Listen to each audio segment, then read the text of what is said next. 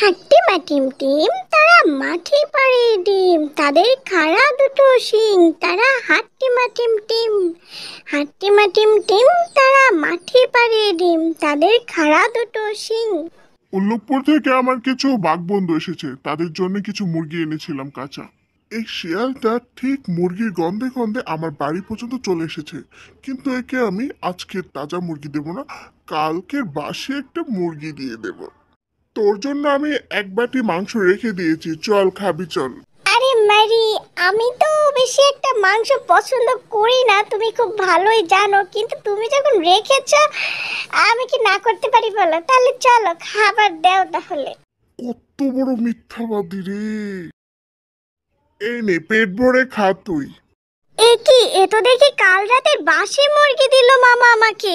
কি রে, কি ভাবছিস হঠাৎ? কিছু না, হঠাৎ করে একটা কাজের কথা মনে পড়ে গেল, খুব দরকারি। আমি এখন গেলাম বাঘ মামা। খাবার দেওয়ার নাম করে আমাকে এত বড় অপমান করলো বাঘ মামা, এটা আমার সারা জীবন মনে থাকবে। কি গো, বাবার বাড়ি থেকে খেয়ে দেখি পেট ফুলিয়ে ফেলেছো। হ্যাঁ, অনেক পেট ভরে খেলাম আজকে মামার বাড়িতে দুপুরবেলা।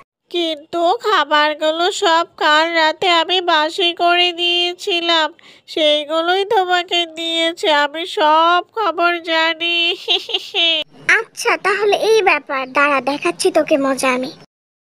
সর্বনাশ করেছো তুমি, কেন খেতে গেলে এই খাবার? তুমি তুমি জানো না বাঘ মামা যে তার শত্রুদের মারার জন্য এই খাবারে বিষ মিশিয়েছিল, এখন তুমি খেয়েছো, তুমি তো মারা যাবে।